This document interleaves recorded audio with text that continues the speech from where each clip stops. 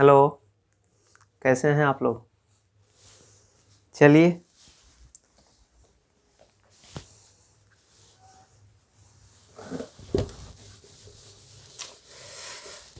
भाई ठंडी बड़ी पड़ रही है, थोड़ा आप लोग ध्यान रखिए। तो पहन वहन के बैठ के पढ़ा करिए।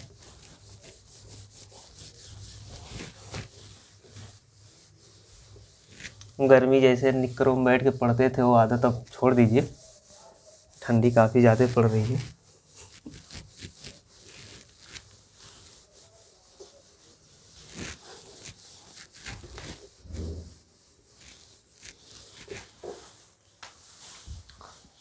मैंने पिछले वीडियो में आप लोगों को बताया था, थोड़ा सा कुछ इशू हो गया था, वीडियो थोड़ी ही देर बन पाई, उसके बाद बना नहीं पाया मैं।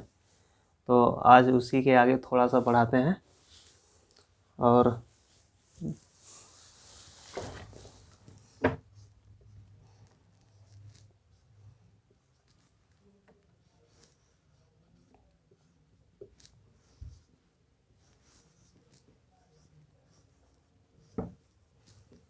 मैंने प्रॉफिट एंड लॉस बताया था थोड़ा सा,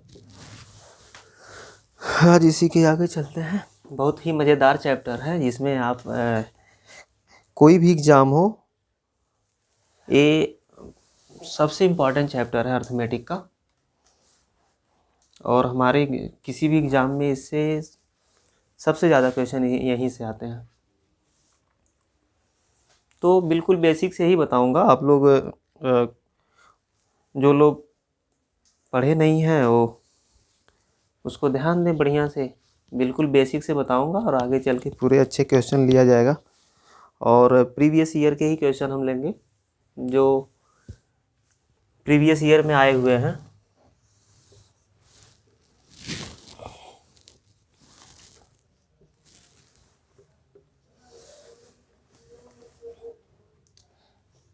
मैंने बताया था ये कॉस्ट प्राइस है, इसको क्रय मूल्य बोलते हैं हिंदी में, क्रय मूल्य, जिसपे आदमी किसी की लागत कीमत जो होती है उसी को क्रय मूल्य बोलते हैं। और ये है सेलिंग प्राइस।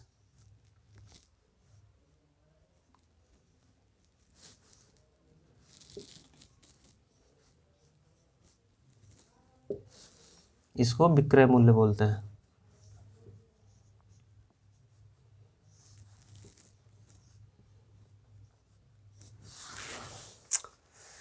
दोस्तों ये मेरी अभी मैंने जस्ट स्टार्ट ही किया है और थोड़ा सा कैमरे के सामने आने में थोड़ा सा नर्वस फील करता हूँ और थोड़ी हिचकिचाहट लगती है।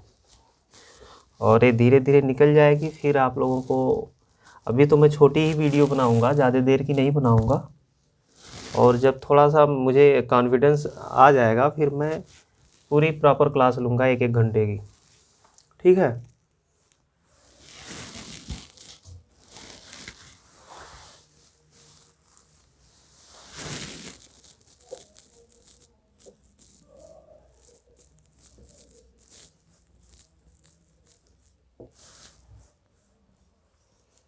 अंकित मूल्य भाइयों, यहाँ से स्टार्ट होता है अंकित मूल्य,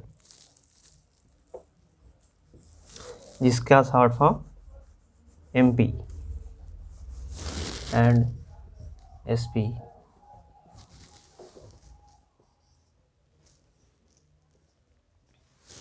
ठीक है। आगे से हमको इनको सीधे को CP लिखेंगे।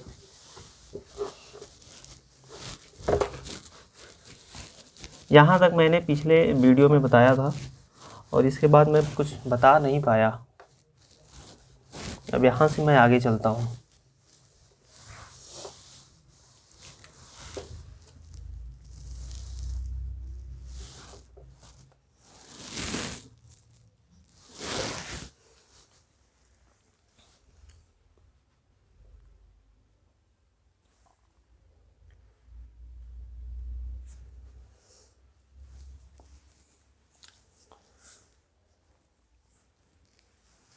मान लीजिए जो मेरे हाथ में पेन है इसका जो परचेजिंग प्राइस है, मैंने इसको मान लीजिए 50 रुपये में ख़रीदा, ठीक है। इसकी परचेजिंग जो प्राइस है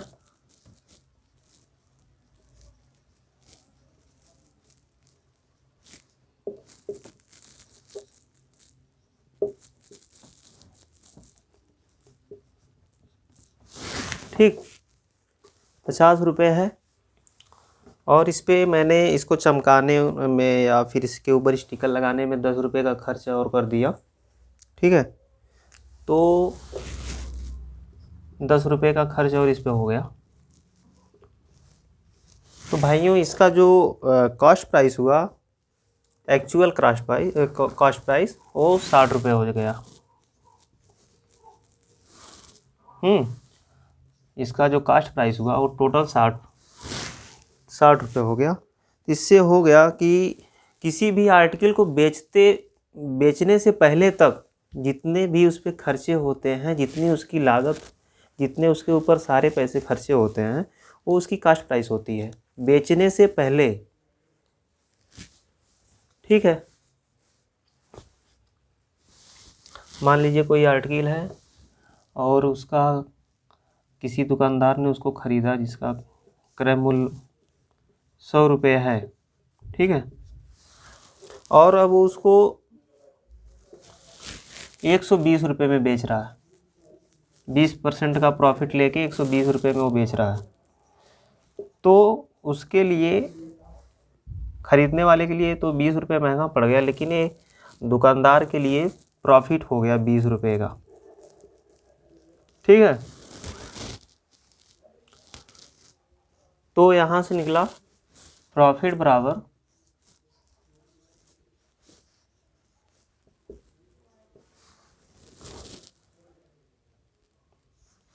selling price minus cost price.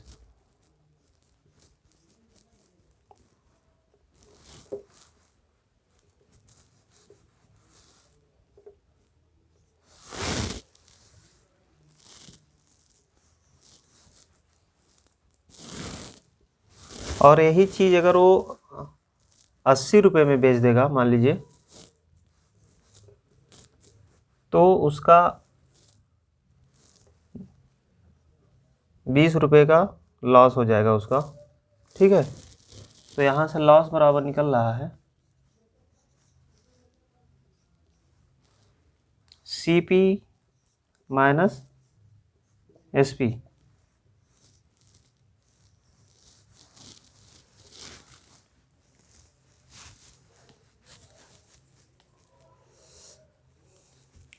चलिए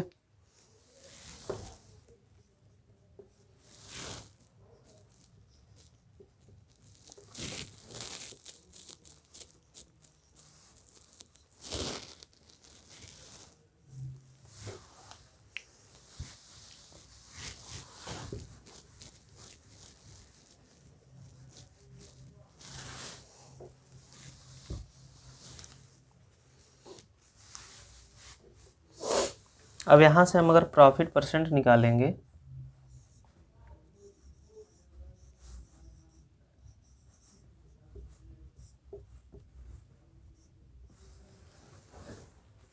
तो ये हो गया प्रॉफिट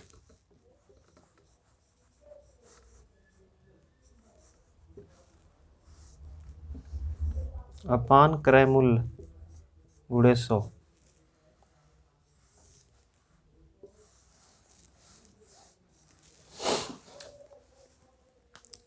जी प्रॉफिट परसेंट हो या फिर लॉस परसेंट हो, उसको हमेशा क्रय मूल्य पे ही निकाला जाता है। अगर क्रय मूल्य क्वेश्चन में दिया है तो उसको उस पे ही निकालेंगे, अगर क्रय मूल्य नहीं दिया है तो पहले हम क्रय मूल्य निकालेंगे, फिर उसके बाद जाके प्रॉफिट परसेंट या लॉस परसेंट निकालेंगे। यहाँ से ये दोनों चीज़ें हमेशा क्रय मूल्य पे ही निकाली जाती हैं, ठीक है। और अगर यहाँ से इसको अगर लॉस परसेंट होगा तो लॉस परसेंट जो होता है लॉस बटे क्रय मूल्य इंटू 100।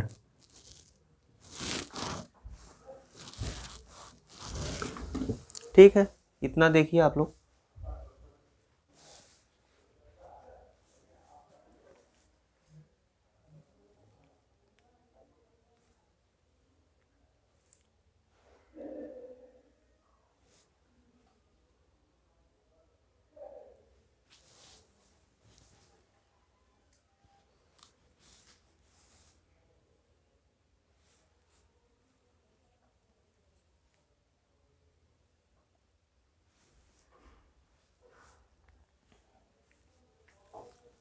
चलिए आगे चलते हैं।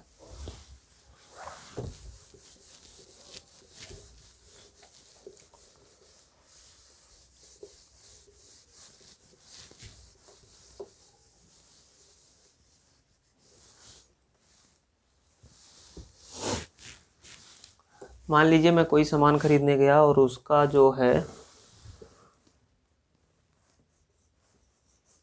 अंकित मूल्य जो उसका है वो 100 रुपये है।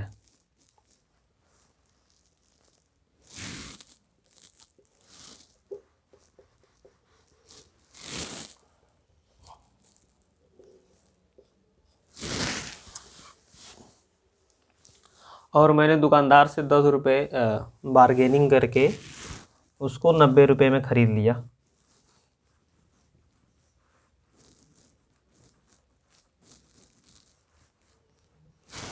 तो दोस्तों ये मेरे लिए 10 रुपये का जो हुआ, मेरे लिए 10 रुपये की बचत हुई, लेकिन दुकानदार के लिए ये चीज़ डिस्काउंट हुआ कि उसने 10 रुपये का डिस्काउंट दिया हमको। ठीक है, तो डिस्काउंट का यहाँ हुआ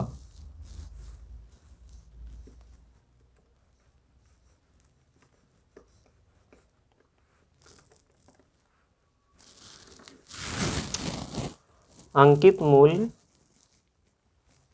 माइनस विक्रय मूल्य, ये आपके डिस्काउंट का फार्मूला हुआ। डिस्काउंट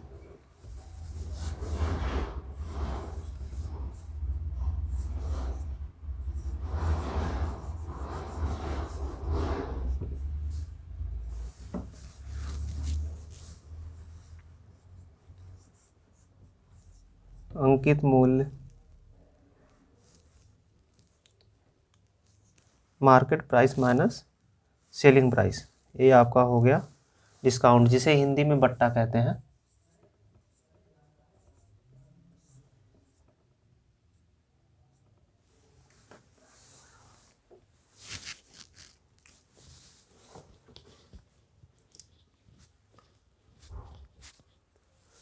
और यहाँ से डिस्काउंट परसेंट जो निकलेगा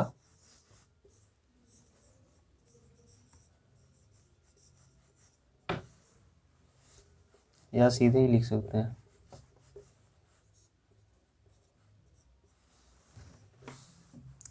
डिस्काउंट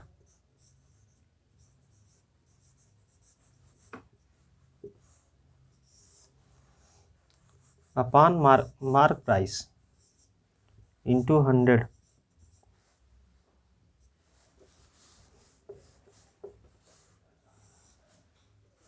डिस्काउंट जो है वो जो अंकित मूल्य होता है उसी पे डिस्काउंट निकलता है, और लाभ प्रतिशत या हानि प्रतिशत जो है वो क्रय मूल्य पे निकलता है, और डिस्काउंट जो है अंकित मूल्य पे निकलता है।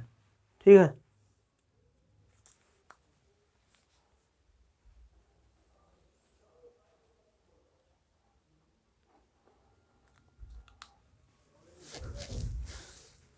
मान लीजिए किसी भी आर्टिकल का जो अंकित मूल्य है 800 रुपये है।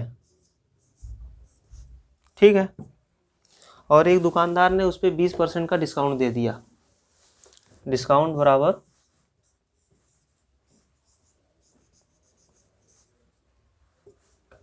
20%।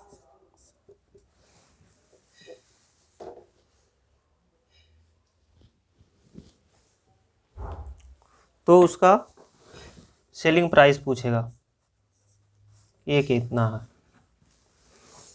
तो बस सीधे फार्मूले में रख दीजिए 800 का पहले 20% हम निकालेंगे, ये कट जाएगा 160 रुपया होगा। ठीक है, तो ये हो गया हमारा डिस्काउंट। तो SP बराबर 800 माइनस 160 बराबर 640 रुपये, ये हुआ जी।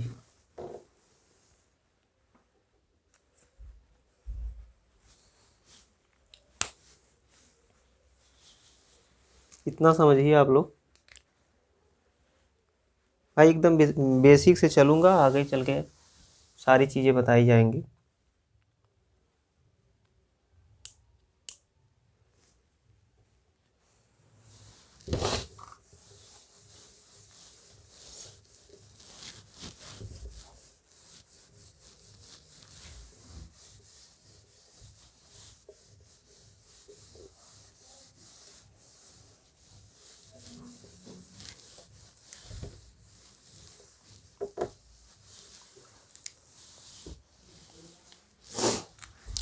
मान लीजिए किसी वस्तु का मूल्य जो है, अंकित मूल्य 500 रुपये दे दिया, ठीक है। अब इस पे 20% डिस्काउंट दे दिया कि डिस्काउंट इसका 20%, तो इसका सेलिंग प्राइस पूछेगा, विक्रय मूल्य इसका कितना है, ठीक है। तो 20% की जो फ्रैक्शन होती है, जो प्रतिशत है, उसका मतलब होता है कि बटे 100%। का मतलब कि 100 में कितना, कोई चीज़ 100 में कितना होती है, तो 20% का मतलब होता है बटे में 100 बराबर 1/5, ठीक है। तो 20% की फ्रैक्शन जो हो गई 1/5 हो गई। अब यहाँ कहा है कि 20% डिस्काउंट करना है, तो कोई चीज़ अगर 5 में है, 5 यूनिट की है, और उसमें 20% की डिस्काउंट कर देंगे, मतलब एक निकाल देंगे, तो वो बचेगी 4/5 बचेगी, ठीक है। तो एक इसमें से निकल गया तो 4 बचा, और उसके बाद जो है पूरी आर्टिकल जो है 5 यूनिट है, तो यहाँ से 500 गुणे 4/5 आप कर देंगे तो भी निकल जाएगा, बराबर 400 आ गया सेलिंग प्राइस जो इसकी है।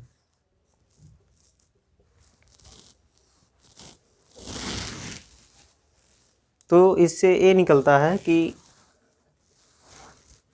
एसपी बराबर जो होता है वो mark price into 100 minus discount upon 100,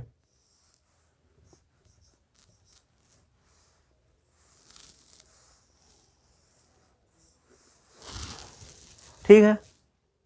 यहाँ से मार्क प्राइस एसपी का फार्मूला मार्क प्राइस में निकला, अंकित मूल्य गुणे 100 माइनस डिस्काउंट बटे 100, ये एसपी का फार्मूला हो गया। अब विक्रय मूल्य के, अब यहाँ से आप अंकित मूल्य का भी मान निकाल सकते हैं, और वो हो जाएगा एसपी इंटू 100 अपान 100 माइनस डिस्काउंट, ये आपका मार्क प्राइस का फार्मूला आ गया, ठीक है।